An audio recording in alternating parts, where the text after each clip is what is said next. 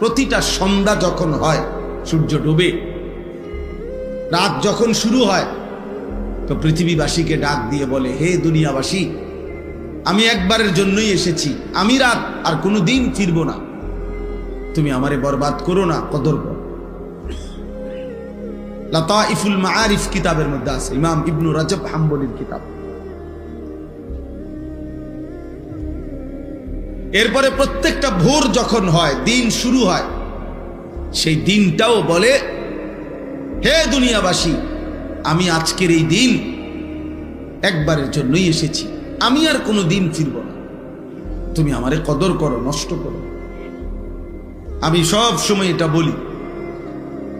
31 October মনে করেন 2025, রোজ শুক্রবার, এই শিরোনাম পৃথিবীতে আর কোনো দিন হবে না। সূর্য উঠবে, চাঁদ উঠবে,